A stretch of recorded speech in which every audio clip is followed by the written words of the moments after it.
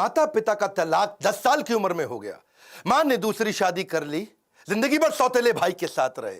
आस पड़ोस के बच्चे चिढ़ाते तंग करते रहे, अपनी खुद की गर्लफ्रेंड छोड़ के चली गई, जिंदगी भर अकेले रहना पड़ा। जब अमेरिका गए तो बर्तन धोते रह गए। नमस्कार, मैं Vivek Bindra, founder and CEO बड़ा बिजनेस.com। बॉलीवुड की कहानी नहीं है ये कोई, वापस आ चुका हूं पूरे जोश के साथ। इस बार बात करूंगा रतन टाटा पे। बहुत कमेंट्स किए थे आपने, रतन टाटा सर, रतन टाटा, रतन टाटा देश के रतन, रतन टाटा। इससे पहले भी मैंने अटल बिहारी वाजपेयी, अब्दुल कलाम, नेताजी सुभाष चंद्र बोस और बॉलीवुड पे 4 केस स्टडी दी थी। चारों का व्यूअरशिप मिलियंस में गया है। खड़ा हो चुका हूं, अब कोई वीडियो बैठ के नहीं बना रहा हूं, पूरे जोश के साथ आ चुका हूं। अगर आप थोड़े नीचे कमेंट बॉक्स में बताओ, Steve Jobs, Mark Zuckerberg, Mukesh Ambani, Sardar Patel, और अगर 5 लाख लाइक दिए ना तो मजबूरी का नाम महात्मा गांधी भी बना सकता हूं। क्यों कहते थे मजबूरी का नाम महात्मा गांधी? अब वीडियो मिस मत करिएगा, नई नई लर्निंग दे रहा हूं आपको। सही कार्य करने के लिए समय हमेशा ही सही होता है। कौन थे Ratan Tata? Industrialist, investor, philanthropist, कोई ट्रेंड पायलट, पद्मश्री, पद्म विभूषण? कौन थे?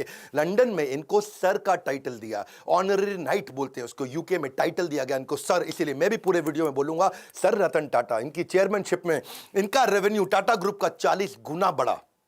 22 साल में 40 गुना रेवेन्यू बढ़ा, प्रॉफिट इन्होंने 50 गुना बढ़ाया। ग्रेटनेस रतन टाटा की ये थी कि ये हर डीप इंसल्ट को स्टीप रिजल्ट में कन्वर्ट करते थे। आप इनकी बेइज्जती करो, इनको डीप इंसल्ट दो, ये स्टीप रिजल्ट क्रिएट कर देंगे। जितना इनको तंग करो ये उतना ग्रो कर जाते हैं। 90% स्टार्टअप 5 साल में फेल हो जाते हैं इंडिया में। 90% स्टार्टअप 90% 5 साल में फेल हो जाते हैं। केवल बचे हुए 5% स्टार्टअप है जो अगले 10 साल तक चल पाते हैं, और 0.01% कंपनियां जो 100 साल तक चलती हैं। टाटा ग्रुप ऐसी कंपनी है जो 150 से ज्यादा साल से चल रही है। आज टाटा ग्रुप इतना बड़ा हो गया कि इनकी 100 से ज्यादा कंपनियां 100 से ज्यादा देशों में चल रही हैं। हाईएस्ट मार्केट कैपिटलाइजेशन है आज पूरे देश के अंदर इनका। टीसीएस अकेली इतनी बड़ी है कि पूरा पाकिस्तान स्टॉक एक्सचेंज एक तरफ और टीसीएस का मार्केट कैप एक तरफ।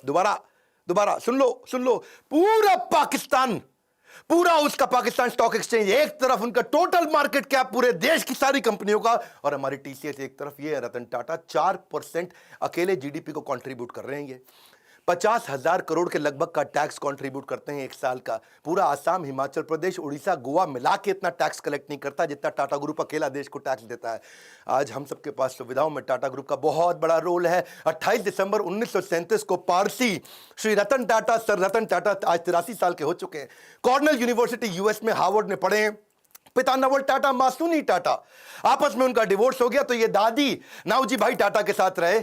1962 में अमेरिका से जब लौट के आए इंडिया में तो उनकी पहली नौकरी टाटा स्टील में लगी जमशेदपुर के अंदर, और उस समय सारे मजदूरों के साथ रहते थे, शॉप फ्लोर पे रहते थे, उनके साथ ही डॉर्मेट्री में सो जाया करते थे। खाना भी लाइन में लग के कैफेटेरिया में उनके साथ लंच किया करते थे। इन्होंने पूछा गाड़ी मिलेगी?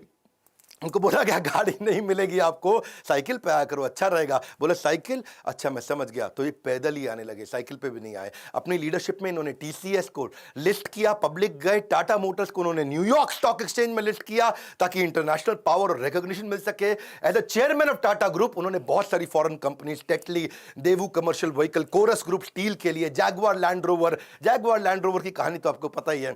वो मैं बिल फोर्ड की कहानी, इनकी टाटा और बिल फोर्ड की बेइज्जती की कहानी पहले कवर कर चुका हूं कि कैसे इनकी बिल फोर्ड ने बेइज्जती करी थी। जब ये अपनी कंपनी बेचने डेट्रॉइट गए तो उन्होंने कहा तुम पे एहसान कर रहा हूं। रतन टाटा ने अपनी कंपनी बेची नहीं। बाद में बिल फोर्ड इनके पास डेट्रॉइट से मुंबई आए, बोले आप हमारी कंपनी खरीद के एहसान कर रहे हैं। तब इन्होंने जैगवार लैंड रोवर ली थी। 5 स्ट्रैटेजी पहले बिजनेस की लेता हूं, फिर बताऊंगा रतन टाटा ने शादी क्यों नहीं करी और इनके 10 अनसुने किस्से, वो कहानियां जो सुन के आप बहुत इंस्पायर्ड होंगे। पहले 5 स्ट्रैटेजी। पहली स्ट्रैटेजी ऑर्गेनिक ग्रोथ लेते हैं। ऑर्गेनिक मतलब जो अपने आप मिल सके, नई मार्केट, नई टेक्नोलॉजी, नया कस्टमर, नई मार्केट, नई टेक्नोलॉजी, नया कस्टमर, ढूंढते रहो। कौन सी नई मार्केट, कौन सी नई टेक्नोलॉजी, कौन सा नया कस्टमर। दूसरी इनऑर्गेनिक ग्रोथ, जो अपने आप होगी ठीक है, अब इनऑर्गेनिक ग्रोथ लेंगे, टेक ओवर करेंगे, एक्विजिशन करेंगे, दूसरी कंपनियां खरीदेंगे, छोटी कंपनियां खरीदेंगे, खुद को बड़ा करेंगे, जॉइंट वेंचर करेंगे, पार्टनरशिप्स करेंगे, स्ट्रैटेजिक अलायंस करेंगे। तीसरी स्ट्रैटेजी, जो धंधा अच्छा नहीं है उसमें से एग्जिट कर लो। Cosmetic, paint, oil, soap, pharma, cement, ये 6 कंपनियां इनकी चली नहीं, उनसे एग्जिट कर गए, बाहर निकल जाओ, कोई अटैचमेंट नहीं, धंधे को धंधे की तरह चलाना है। चौथी स्ट्रैटेजी, एंटर करो उसमें जो चलेगा। रिटेल, टेलीकॉम, बायोटेक्नोलॉजी और टेक्नोलॉजी इनका बहुत अच्छा चलता रहा, उसमें एंटर करके उसको बड़ा करते गए।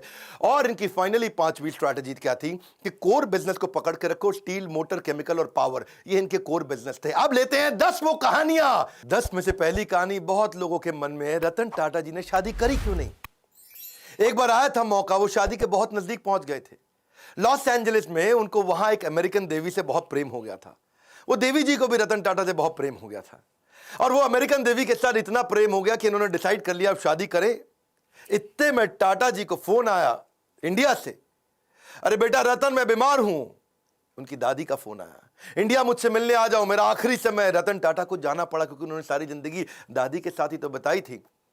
तो उन्होंने देवी जी को बोला कि चलो चलते हैं अब इंडिया में शादी करेंगे हम लोग और दादी से भी आपको मिलवाऊंगा।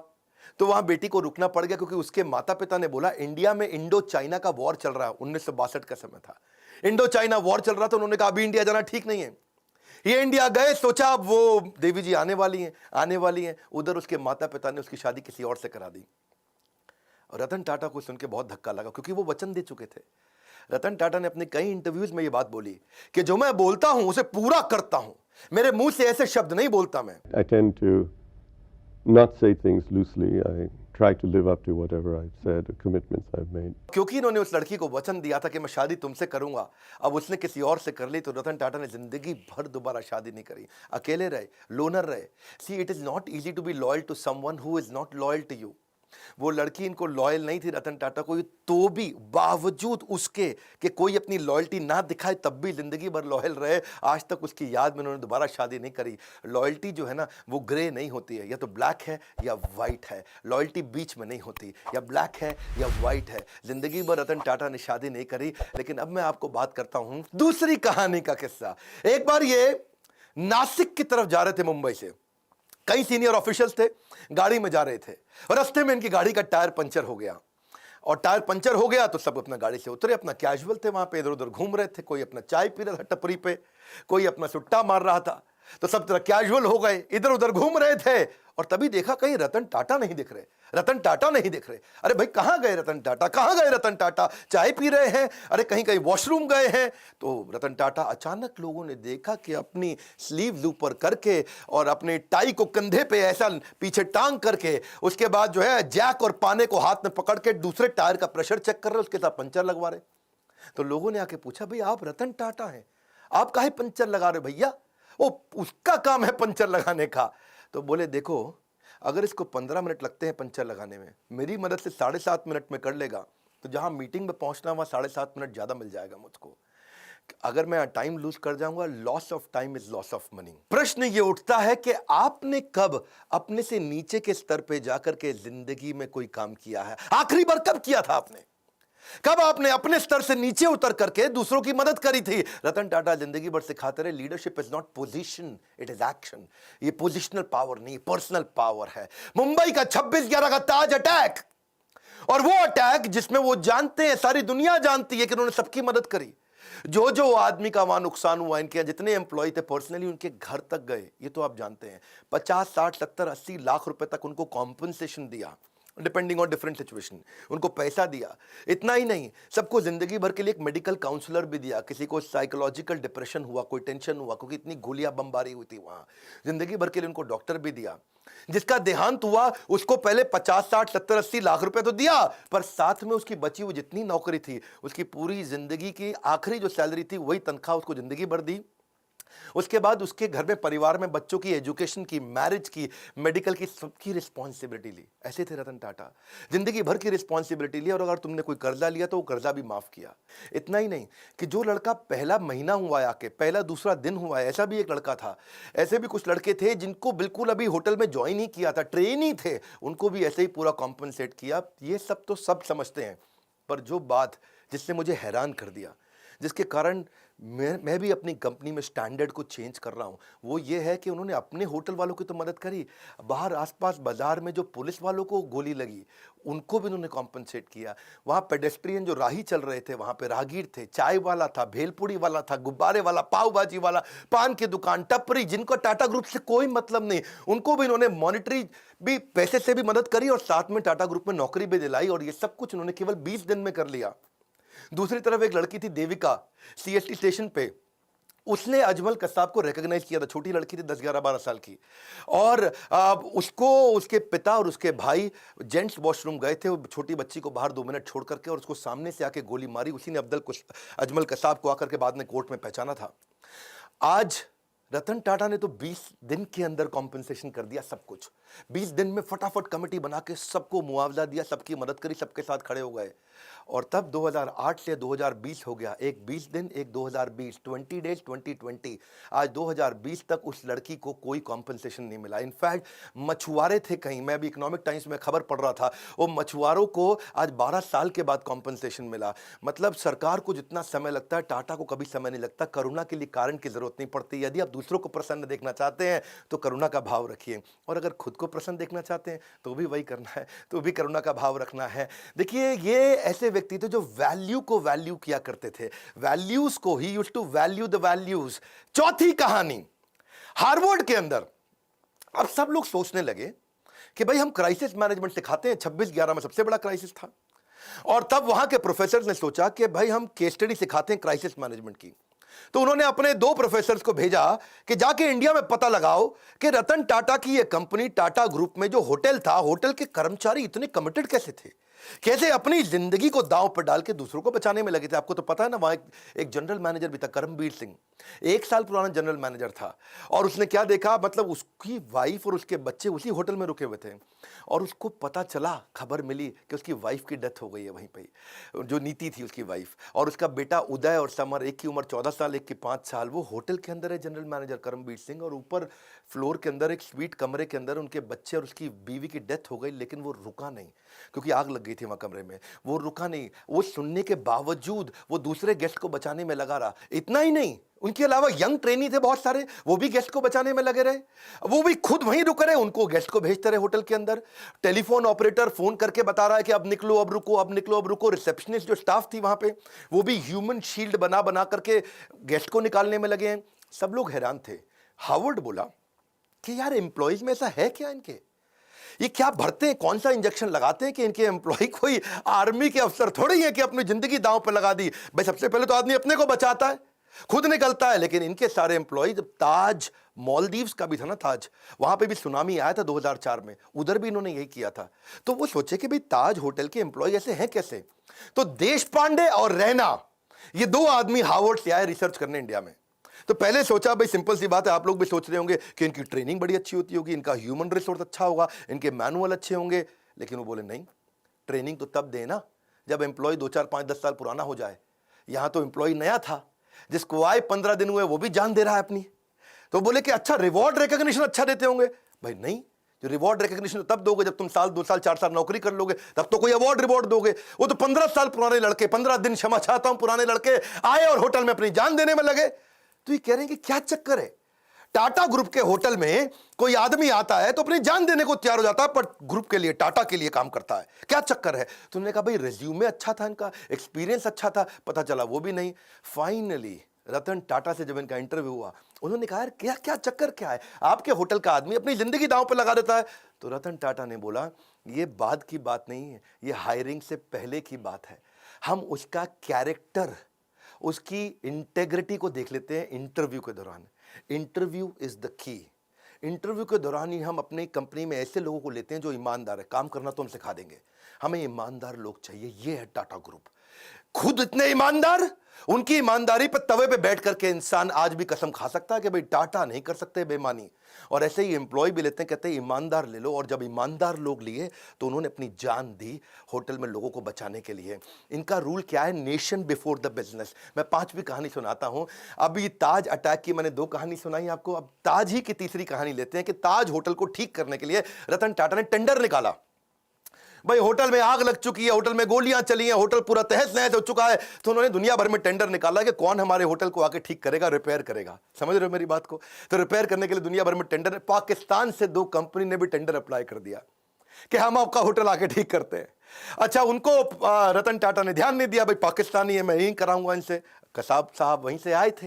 तो ये को 2 आदमी, 2 बड़े बिजनेसमैन बिना अपॉइंटमेंट लिए पहुंच गए मुंबई रतन टाटा से मिलने के लिए कि भैया हमको दे दो, हम करेंगे टेंडर पास। रतन टाटा ने उनको अपॉइंटमेंट नहीं दिया, कमरे के अंदर से सेक्रेटरी को बोल दिया, बोल तो बिजी हैं। वो बाहर बैठे वेट करते रहे, पूरा सुबह से शाम हो गया। रतन टाटा ने फिर मैसेज भेज दिया उनको, बोलो चले जाओ, तुम अपॉइंटमेंट लेके नहीं आए, मैं बिजी हूं। ये दोनों पाकिस्तान के बड़े बिजनेसमैन दिल्ली पहुंच गए एक बड़े कांग्रेस के नेता के पास। उस समय कांग्रेस का वो कैबिनेट में मिनिस्टर था, और उनके पास जाकर के बोलते हैं कि आप मेरी रतन टाटा से अपॉइंटमेंट फिक्स करा दो, हम उनका होटल ठीक कर देंगे, भैया हमारा तो काम ही यही है। तो कांग्रेस के मिनिस्टर ने रतन टाटा को फोन किया, हेलो मैं मंत्री बोल रहा हूं, मैं नाम नहीं लूंगा उनका। रतन टाटा बोले बताइए। बोले ये दो आदमी आए हैं बिजनेसमैन पाकिस्तान से, ये आपका होटल ठीक कर सकते हैं, इनको टेंडर दे दो, आप इनको मीटिंग तो दे दो, कम से कम इतना तो करो।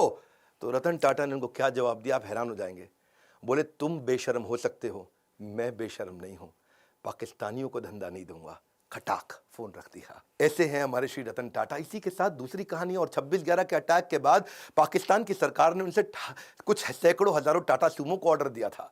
टाटा सूमो उन्होंने कहा मैं पाकिस्तान को नहीं दूंगा, नुकसान बर्दाश्त है लेकिन देश से गद्दारी बर्दाश्त नहीं है। क्विकली छठी छोटी सी कहानी, एक बार एक कॉलेज के चेयरमैन ने उनको इन्वाइट किया कि बड़े फंक्शन में 25वीं एनिवर्सरी थी, सेलिब्रेशन थी। अब रतन टाटा आए हुए हैं, रतन टाटा है भैया, टाटा ग्रुप कंग्लोमरेट। बच्चों में भीड़ भाड़ हो गई, और मैं देखूंगा आगे आऊंगा, मैं देखूंगा आगे आऊंगा। दो चार बच्चों ने इधर धक्के मार दिए, आगे निकलने के चक्कर में रतन टाटा ने देखा बेचारी एक लड़की नीचे गिर गई। उन्होंने कहा कि आप फंक्शन खत्म होने दो, मैं आपसे मिलूंगा।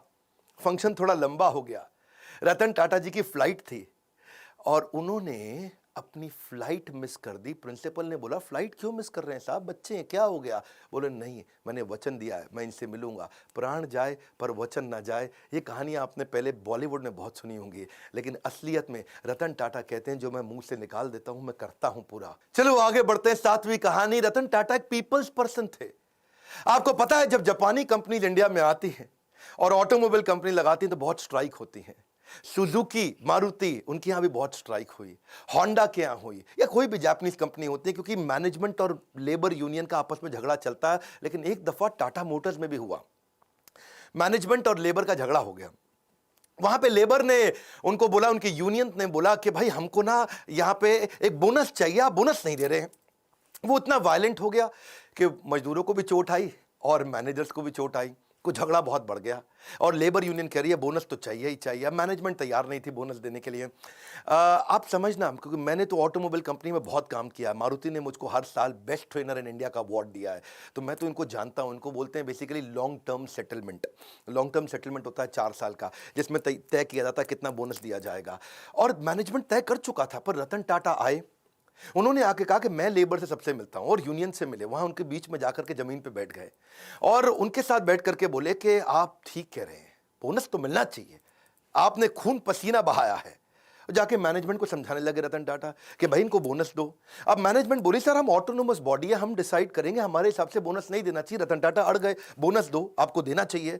मैनेजमेंट बोली आप जबरदस्ती करेंगे तो हम दे देंगे, लेकिन इनको देना बनता नहीं है। रतन टाटा बोले देखो मेरी रिक्वेस्ट है, इनको बोनस दो। अब वहां सारे मजदूर देख रहे हैं, पहली बार भी रतन टाटा खुद आए आके मैनेजमेंट से लड़ रहे हैं। ऐसा साइकोलॉजिकल टर्न अराउंड हुआ कि उसके बाद खुद ही सारे की सारी लेबर यूनियन ने आकर के बोल दिया कि अब हमको बोनस नहीं चाहिए, रतन टाटा आकर के हमसे लड़े, इतना ही काफ़ी है। 8वीं क्विकली कहानी, रिवॉर्ड द फेलियर।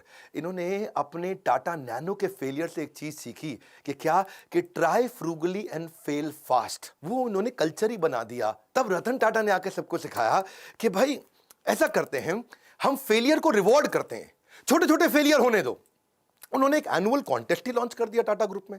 कहता चलो एक कॉन्टेस्ट लॉन्च कर देते हैं, मैं जो सबसे बढ़िया फेल्ड आइडिया होगा उसको रिवॉर्ड दूंगा, ताकि लोग मेहनत तो करें, और जितना बढ़िया फेल्ड आइडिया होगा मैं उसको, तो ताकि छोटे छोटा मेहनत करो, छोटी छोटी फ्रूगल, बहुत बड़े फेलियर मत करो, छोटे फेलियर जल्दी जल्दी करो, जल्दी जल्दी सीखो, it will spark your innovation. तो रतन टाटा का मैसेज था कि failure is a gold mine for the company. अब उन्होंने कई सारे फेलियर फिर देखे कि आने लगे, वो बहुत वैल्यूएबल थे। इन्होंने एक वहां पे स्टूडेंट्स ने छोटा आइडिया फेल किया, लेकिन बहुत अच्छा था कि छोटा ट्रक क्या 3 व्हीलर को रिप्लेस कर सकता है। ये इस पे भी टाटा ग्रुप ने ट्राई किया। ऐसा नहीं है कि टाटा की 100 से ज्यादा कंपनियां ऐसे ही बन गई, कई आइडियाज पे छोटे छोटे फेल करते हैं, लेकिन कम खर्चे में फेल करके सीख जाते हैं। एक इन्होंने चीप वाटर फिल्टर भी बनाया, उसका नाम रखा था द स्वच्छ। उसमें राइस हस्क होता है ना, चावल का भूसा, उसी से बनाने का प्रयास किया। एक प्रोटोटाइप भी बनाया $500 के अंदर। कितना? $500 में, यानी कि लगभग 30-40 हजार रुपए के अंदर क्या एक मकान को खरीदा जा सकता है दुकान से। किसी दुकान पर जाओ, मकान खरीद के ले आओ, क्या? हाँ, 40,000 रुपये का मकान खरीदो तो डिसमेंटल करके मकान को जा करके वापस फिट कर दें, ऐसा छोटा सा मकान बना सकें, उस पर भी इन्होंने काम किया। $20 के अंदर कमर्शियल ट्रैवलर्स को क्या रास्ते के अंदर अकोमोडेशन दिया जा सकता है, जो ड्राइवर वगैरह बेचारे कमर्शियल ट्रैवलर होते हैं। From error to error one discovers the entire truth. यही था रतन टाटा का फिलॉसफी के छोटे छोटे छोटे फेलियर करो, सीखो, तभी कंपनी आगे बढ़ेगी और इनोवेशन आएगा। नौवीं कहानी फिलैंथ्रोपी, ये तो उनका नाम ही है। फिलैंथ्रोपी मतलब दान देना, सेवा करना है जी। रतन सेवक टाटा, शायद इनका नाम ऐसा ही होना चाहिए था, रतन फिलैंथ्रोपिस्ट टाटा। ऐसे फिलैंथ्रोपिस्ट जो आज भी 66% के आसपास अपनी कंपनी के प्रॉफिट्स को चैरिटेबल ट्रस्ट में देके दान दे देते हैं। हेल्थ के ऊपर, न्यूट्रिशन पे, एजुकेशन पे, वाटर के कंजर्वेशन पे, डिजिटल ट्रांसफॉर्मेशन पे, गरीबों को स्किल डेवलपमेंट के ऊपर, डिजास्टर रिलीफ में, चाहे वो कोरोना हो या उससे पहले का डिजास्टर हो, कहीं बाढ़ आई हो, या फिर स्पोर्ट्स को बढ़ाने में, या बच्चों को स्कॉलरशिप देने में। देखो कॉर्नेल यूनिवर्सिटी तक चले गए, वहां भी उनको बोला कि अगर इंडियन बच्चे आएंगे, काबिल हुए, तो उनको फाइनेंशियल एड दे दो। वहां जाके कॉर्नेल यूनिवर्सिटी का पैसा दिया है, वहां से खुद पढ़ाई किया था। 100 करोड़ रुपए के आसपास तो उन्होंने आईआईटी बॉम्बे में दे दी कि Tata centre of technology design यहां बना दो। लेटेस्ट अब इन्होंने 1,500 करोड़ रुपया कोविड में दान किया। इसको देखो, पहले तो ये ना लोगों को दान दिया करते थे, बाद में उन्होंने प्रोजेक्ट बनाने शुरू कर दिए। उन्होंने रिसर्च प्रोजेक्ट को फंड किया कि बीमारी ठीक करने की जगह कुछ ऐसा कर दो कि बीमारी हो ही नहीं, है जी। जैसे अल्फ्रेड फोर्ड आए थे ना इंडिया में, उन्होंने आकर के इस्कॉन के को मायापुर में दुनिया का सबसे बड़ा मंदिर बनाने के दान दिया। तो उनको पूछा ममता बनर्जी ने, भाई फोर्ड साहब यहाँ इतना दान मंदिर बनाने को क्यों दे रहे हो? एड्स के लिए दान दे रहे थे। तो उन्होंने कहा मैं ऐसा दान दे रहा हूं जिससे एड्स होए ही नहीं।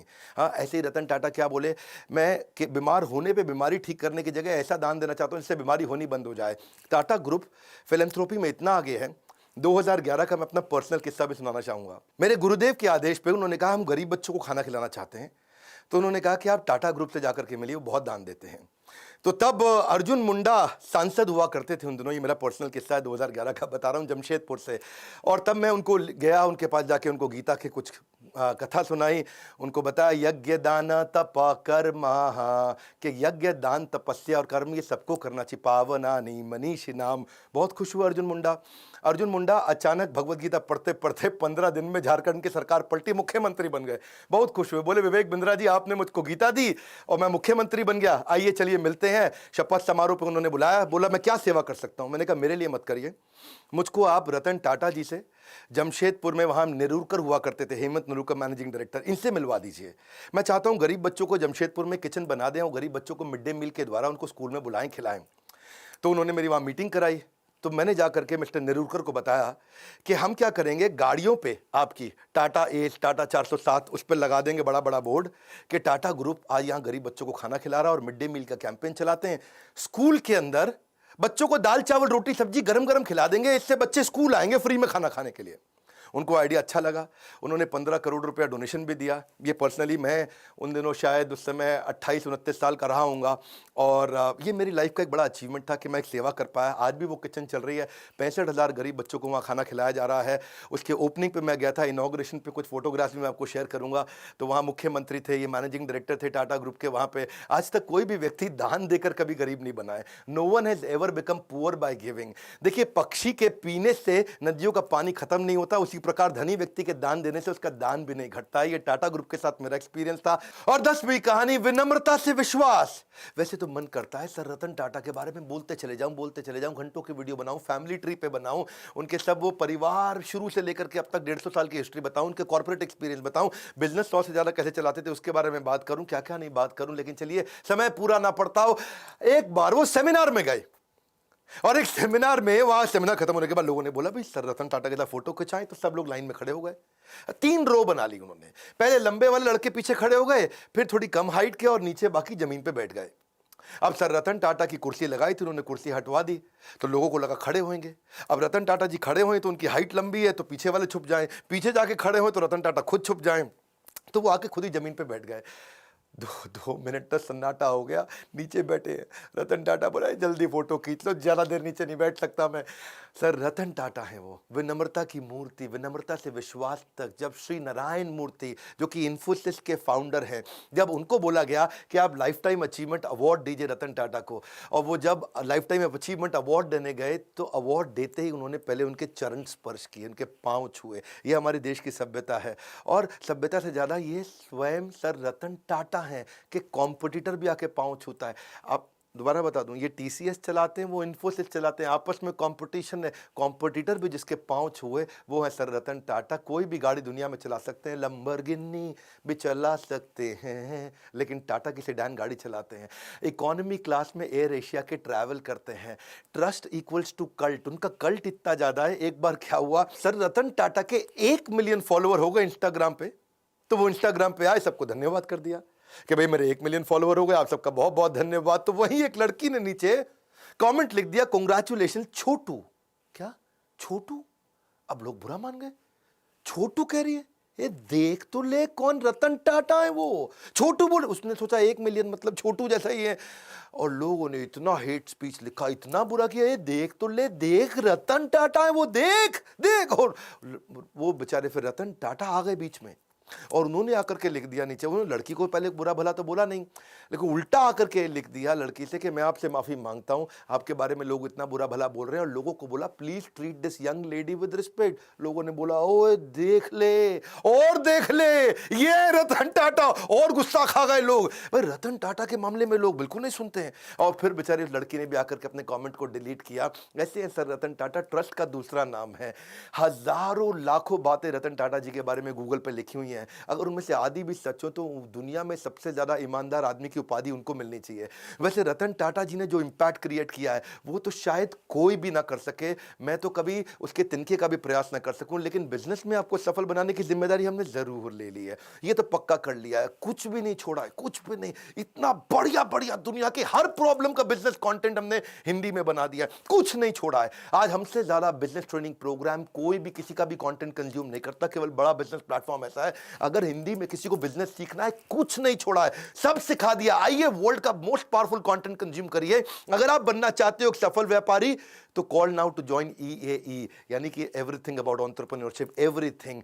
वैसे एक बात है, रतन टाटा एक ऐसे रत्न है जिन्हें भारत रत्न भी पूर्ण रूप से परिभाषित नहीं कर सकता, लेकिन उनको फिर भी उनके सम्मान के लिए भारत रत्न जरूर दिया जाना चाहिए। उनके जीते जी तो जरूर दिया जाना चाहिए। अगर वास्तव में कोई भारत रत्न का अधिकार रखता है तो वो हमारे देश के असली रत्न है रतन टाटा। जीते जी उनको सम्मान देना चाहिए। आज वो 83 साल के हैं। जवाहरलाल नेहरू जी ने, मैं उनके खिलाफ नहीं हूं, लेकिन उन्होंने अपने रहते खुद को ही नॉमिनेट कराया था, भारत रत्न दिया था। इंदिरा गांधी जब प्राइम मिनिस्टर थी तो खुद को भारत रत्न उनको दिया गया था।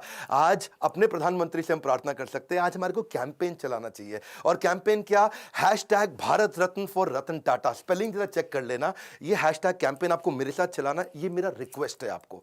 अगर आप मेरे साथ हैशटैग कैंपेन चलाते हैं, मैं आपको अपनी तरफ से क्या सपोर्ट कर सकता हूं, मैं अपनी तरफ से फ्री कोर्स दे देता हूं आपको। हमारे एवरीथिंग अबाउट एंटरप्रेन्योरशिप को खरीदो मत, आप आओ ट्विटर पे, ऐसा करो हैशटैग भारत रत्न, रत्न में RATNA, और फॉर रतन RATAN टाटा, ऐसा करके हैशटैग चलाइए। नीचे लिख दीजिएगा request by doctor Vivek Bindra. ये 2 हैशटैग कर लीजिए ताकि हम आपको ट्रैक कर लें।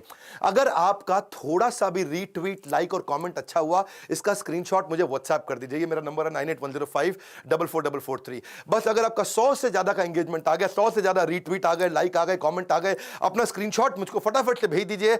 आप हमारे व्हाट्सएप पे, व्हाट्सएप नंबर भी चलता है 9810544443, यहां भेजिए। मैं आपको everything about entrepreneurship 36,000 plus GST का कोर्स अपनी तरफ से फ्री दूंगा। ये मेरी रिक्वेस्ट मानिए। आइए मिल करके इस कैंपेन को आज इतने रीट्वीट दे दे, इतने रीट्वीट दे दे। आप आकर के मेरे ट्विटर अकाउंट को फॉलो कर सकते हो, नीचे मैं लिंक दे देता हूं आपको। और साथ में मिलकर के बस इस हैशटैग को हमें ट्रेंडिंग पे लेकर के आना है। अगर रतन टाटा जी को मिल जाता है ना भारत रत्न, तो ऐसा लगता है जैसे 140 करोड़ भारतवासियों को मिल गया है। आज तक बिजनेसमैन लोगों को नहीं मिलता, लेकिन इनको मिलना चाहिए। चाहिए, इनके जीवन में मिलना चाहिए। यही एक ऐसे रत्न है। मैं आपको रिक्वेस्ट करूंगा इस वीडियो को खूब शेयर करिएगा, ट्वीट करके स्क्रीनशॉट मुझको भेजिए। मैं अपनी तरफ से क्या कर सकता हूं, आपको कोर्स फ्री में दे सकता हूं अगर आप मेरा सहयोग करें। रतन टाटा जी को भारत रत्न मिलना चाहिए। नीचे कमेंट बॉक्स में अपनी फीलिंग बताइए, आपको उनकी कौन सी लर्निंग अच्छी लगी, फीलिंग बताइए। अगला वीडियो किसका देखना चाहते हैं वो बताइए। देश के हर बच्चे को, हर व्यापारी को भेजिए इनके वीडियोस के। बिना भ्रष्टाचार के, बिना किसी को घूसखोरी के भी आप बिजनेस को बड़ा कर सकते हैं, जैसे रतन टाटा जी ने खुद करके दिखाया। इस वीडियो को जरूर शेयर करिएगा। लाइक किया अगर आपने तो बहुत उत्साह बढ़ता है। बहुत मुश्किल होता है ऐसे वीडियोस बनाना। हमारे साथ जुड़े रहने के लिए, मेरी इस मुहिम में आकर के #भारत रत्न फॉर रतन टाटा को ज्वाइन करने के लिए आप सबका हृदय की गहराइयों के साथ प्रेम पूर्वक मुस्कुराहट से बहुत बहुत धन्यवाद।